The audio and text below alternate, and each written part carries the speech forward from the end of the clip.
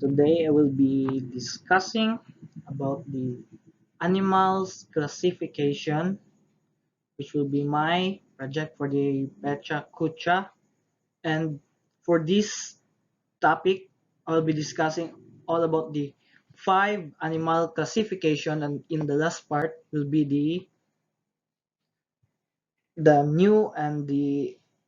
new additions animal classifications.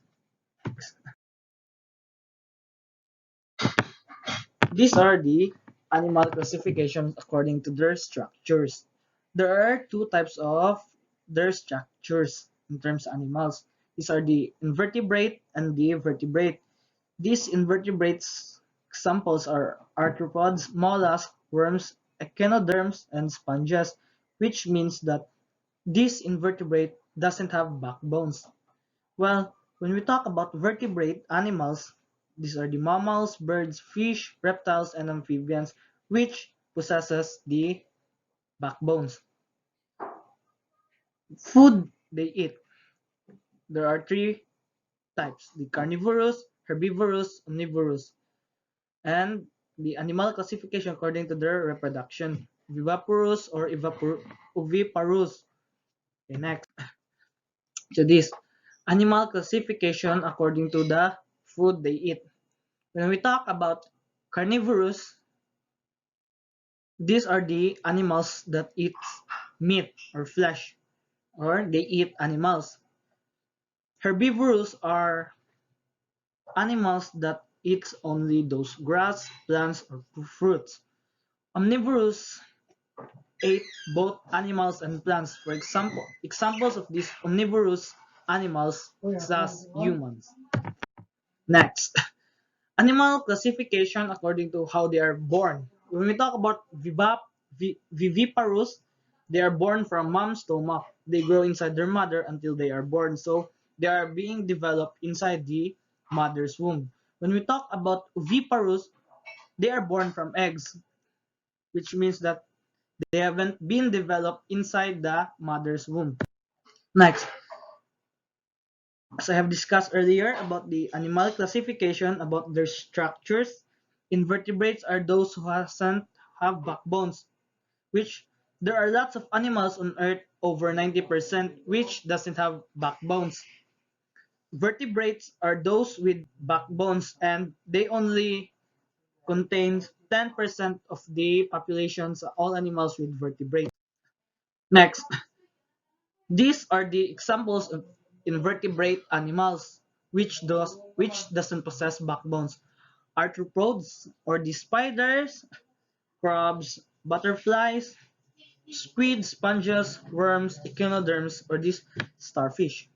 Right. So next, vertebrate animals are those animals with backbones. And the first example of these vertebrate animals is the mammals. They nurse their babies with milk. They have got body hair, warm-blooded, viviparous.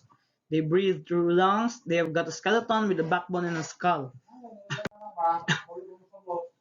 Next is the birds.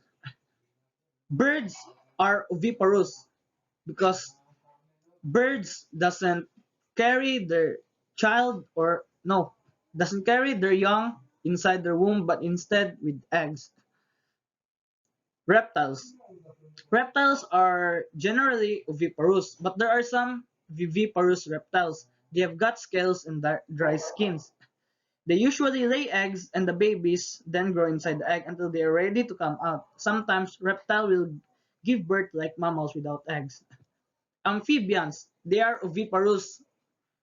They lay eggs. They lay thousands, sometimes millions small soft eggs, and they lay them in the water. The eggs are jelly-like. They have got wet skin. Amphibian means double life, which means that amphibians can live both in water and can live in land.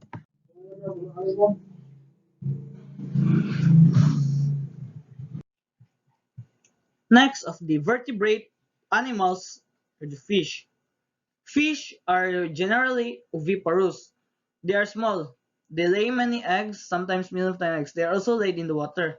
There are some sea animals which are viviparous or mammals like whales, dolphins, seals, walruses, polar bears, and they are big. Those are the examples of the vertebrate animals. Next, land mammals has four legs, or which they call arms, ears that stick out, hair or fur.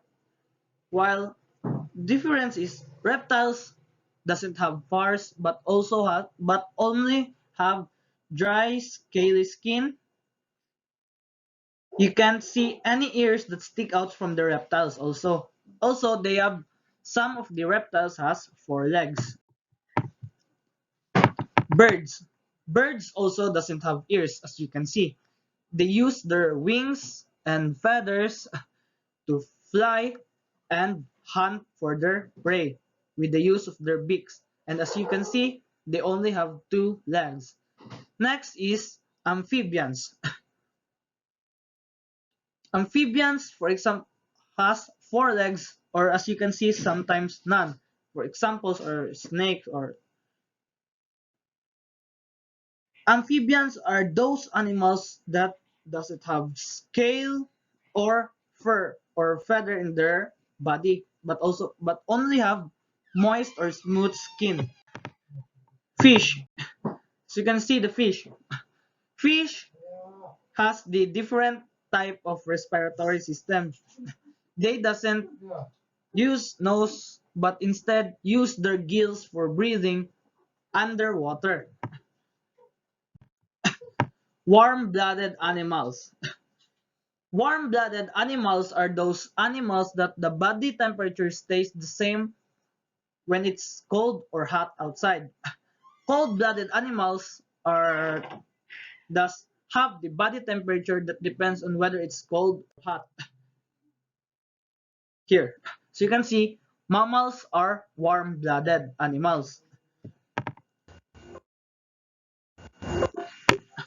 Warm-blooded animals, which means that their body temperature doesn't change at all, whether it's a cold or hot season. Next, reptiles. Reptiles are cold-blooded animals.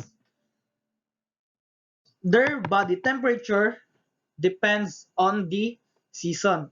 As you can see or have experienced in life, snakes snakes always hide when it's cold season, but snakes are usually, random na makita na to whenever it's hot because their body temperature rises whenever it's hot. Birds.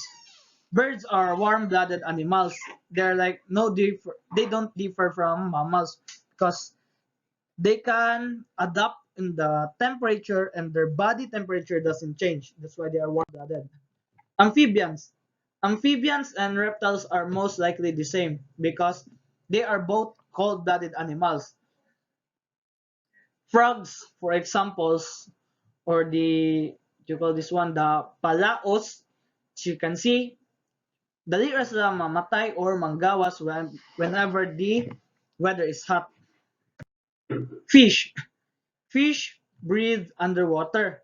They are also cold-blooded animals. That's why when you pet a fish, which is kanang na-stay siya under the sun, they usually dali or sila mamatay because they are cold-blooded animal. Their body temperature rises whenever it's hot, which they cannot take. That's why they die easily. Next, as I have mentioned earlier from the very first topic, from the very first slide, that five animal classification, but there is new, which is the invertebrates. Invertebrates is considered as one of the animal classification because they like 90% of the animals here in this planet are invertebrates. That's why they are considered to be one of the classification now. These are the example: mollusks, flatworms, annelids, roundworms, sponges, echinoderms, arthropods. Arthropods have lots of legs and segmented bodies. There are four groups of arthropods. These are the arachnids, centipedes, crustaceans, and insects.